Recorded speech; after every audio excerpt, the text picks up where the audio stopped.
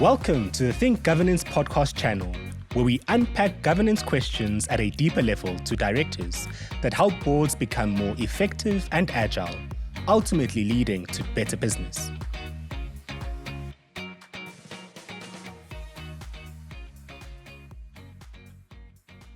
Today I have the absolute pleasure of chatting to Reuel Khoza. Reuel, it's always difficult to introduce you because you have a long line of accomplishments, but let me try.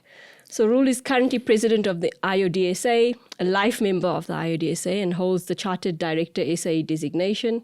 He's also a member of the King Committee. He's got extensive experience, including serving on the boards of PIC, Astropol, Eskom, Nedbank, the JSE, IBM, Liberty Group, Standard Bank, Nampak, and All Mutual, to mention just a few. Reuel is Emeritus Professor Extraordinaire of the University of Stellenbosch Business School and is currently a visiting professor at the Rhodes Business School, the University of Free State Business School, and the Wits Business School. He was Chancellor of the University of Limpopo and Medunsa and is currently Chancellor of the UKZN. Reuel, always good to chat to you. I really look forward to this conversation. Thank you so much for joining me. No, thank you very much, Parmi. And perhaps importantly, you might like to add, I'm currently chairman of the Discovery Bank and Discovery Holdings. And because they are at the cutting edge of banking, perhaps they are lately significantly more important than most. I'm sure you'll have a lot of lessons for us from those experiences. So over your long and illustrious career, what are some of the things that makes you the most proud?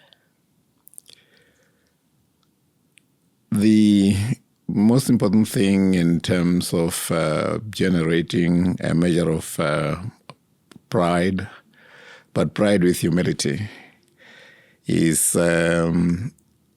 being of service in a number of areas, and corporate governance being perhaps most important, and corporate governance as leadership in practice very, very significantly. But I try also to utilize some of the principles of governance across the board, not just in the area of corporations. May it be in education, may it be in the community, may it be even in politics, because the guiding principles of good governance apply across the board. So, the most important thing for me is being of service, but service based on what you might call knowledgeability, soaked, if you like, in genuine humility. So interesting that your answer talks about service, because I think directorship as a profession in itself is about serving an entity. And I think that's sometimes misunderstood, where people think it's glamorous, it's easy money, it's all of those things. And I think they forget the part about you're there to serve an organization. Mm-hmm. Do you have some words of wisdom around that for people entering this profession? Certainly.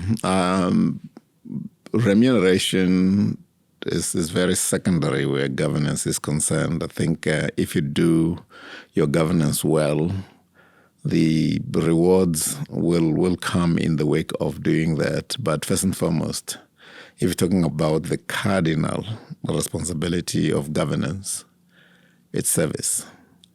Service that is predicated on your sense of destiny, your sense that you should actually make a qualitative and ethical difference in being of service. If you go into corporate governance as a director and your main emphasis or your main preoccupation is money, chances are you'll actually end up somewhat coming across as plastic, coming across as not understanding that governance is ethical leadership in practice. And for that reason, it is service to a variety of stakeholders that matters. The rest is tendential and secondary. So, along the same lines, we've unfortunately seen examples in South Africa in our private sector and our public sector where individuals weren't necessarily serving the entities or the stakeholders of the entities, but were serving themselves. And we've seen various examples over the years. What do you think are some of the red flags or lessons learned coming out of some of those governance failures that we've seen? I think in the main, you got to have a wholesome sense of purpose. And if you don't have that, chances are you will actually steer sideways of the cardinal purpose of being of service to a whole variety of stakeholders. We have had painful examples, for instance, in leading state-owned enterprises. People come in taking it's a job as opposed to a duty to serve, as opposed to almost a calling to be at the service of humanity as manifest in the various publics, as manifest in the various stakeholders. So the one thing I pick up with our members is everybody seems to want to serve as a non-executive director. And I think, talking to your point about calling, I think it's problematic sometimes because I don't always know whether they want to serve for the right reasons. And sometimes we have to also, encourage our members to be very careful about which positions they take on. Because it seems like everyone wants that non-executive director position. They will just take whatever comes their way. Mm-hmm. What are some of the things you think people should be considering before accepting a non-executive director position? I think a number of key considerations. Historically, before the Institute of Directors actually insisted on formal recognition for those who have earned the stripes, as well as formal training for a diploma or some qualification in corporate governance, people tended to invite those that they knew and knew somewhat subjectively. I remember when I was first invited to join the boards of a number of companies, there was a conglomerate that had about 9 different directors, 8 of whom were chartered accountants and 1 of whom actually came from the humanities. And as I got to be invited to a number of some of the operating companies, it didn't matter where I went. I met with one of the 9, and they were all chorusing more or less the same thing, and not chorusing that from a base of being trained, but from a base of a common old school tie. Yeah. So subjectivity crept in, buddy spirits came in, and that actually was disadvantageous to the cause of corporate governance. So I am glad that lately you actually have to be endorsed by peers who have seen you in operation to be grandfathered into a director's role, or alternatively, you are in fact obliged or obligated to go through formal training where you take a number of modules that look at corporate governance from a variety of vantage points. And by the time you emerge from that, at least you have the necessary framework, you have the necessary value system, but that, more often than not, is not adequate. You also have to have some measure of experience. You must have worked as a manager, senior manager, general manager, in an environment that actually behoves you to rub shoulders with non-executive directors. And once you emerge the other side with all of that taken into account, chances are you're not likely to be found wanting.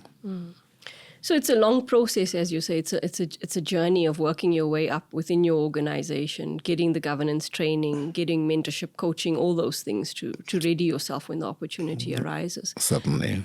I just want to go back to one point you made around appointments in boardrooms, because I still think in our private sector currently there is some of that where it's who people know around the table that gets invited onto the board. And then you go to our public sector where there's connotations of its political affiliation more than competence to serve in a position. Yeah. I mean the former is leads to what you're talking about, which is groupthink. So it's individuals may seem diverse, but they're from the same circle. So how diverse is their thinking, and that leads to issues. Certainly. But I think in our public sector, there are a couple of unique challenges in the way board members are appointed and whether they even understand their duties. What are some of the challenges you're seeing in public sector governance at the moment? The perennial problem of deployment, whether it be deployment in occupational office, as in manager, as in executive director. Directors typically get deployed by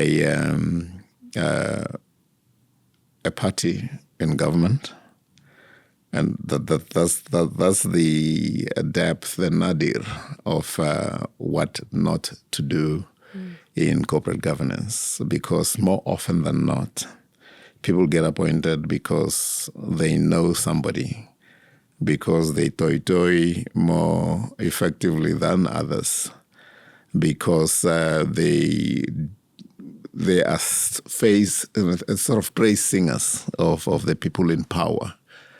And that's anathema to effective, wholesome, and able directorship. And most unfortunately, it is still, to a large extent, one of our undoing where the major state-owned enterprises are concerned. We're not saying that everybody, but more often than not, that creeps in and cripples the process of being the steward that you need to be, and an able steward, as opposed to a steward who actually creeps in by way of favoritism or even nepotism. I think sometimes people don't realize the consequences or the potential risks to even themselves in taking on some of these things when they don't have the capability to do the job. I mean, personal liability, and we've even seen a case of delinquency in the last couple of years. And I think people need to be more educated about the risks of taking on a directorship, because there's both risks and rewards, I think. Certainly. So I believe, unfortunately, that is the case. And we want to believe that we, as the Institute of Directors, our intervention will actually reduce that and increase the capacity to step in from a knowledgeable vantage point, to step in from an appreciation of what it means to have ethical conduct. That combination, we want to believe, is key. Absolutely. And over your career, what are some of the biggest lessons that you feel you've learned? A number of lessons which actually serve as a combination.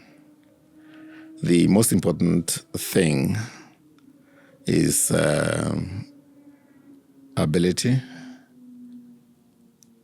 not just capacity developed into ability, the requisite relevant experience, the background reading and keeping abreast of development of developments that may actually include mega trends where business is concerned, where corporate governance elsewhere in the world is concerned. I used to accompany Mervyn King to places like the UK and Europe as governance was gaining momentum and growing apace. And there's a great deal that you can actually learn from observing other corporate governance practitioners in action elsewhere. So, I think you actually need to be knowledgeable, and knowledgeability, as I tried to explain earlier on, has to do with preparing yourself through reading, with preparing yourself through exposure to contemporary research, through developing yourself through interface with other practitioners, and building that into your experience in a manner that is deliberate and purposeful. So thank you so much for your time, Reuel. I always enjoy chatting to you, and now luckily our listeners will enjoy listening to your pearls of wisdom as well. And thank you to all of you for joining us. Please make sure to subscribe and turn on notifications for this channel to be alerted for future episodes.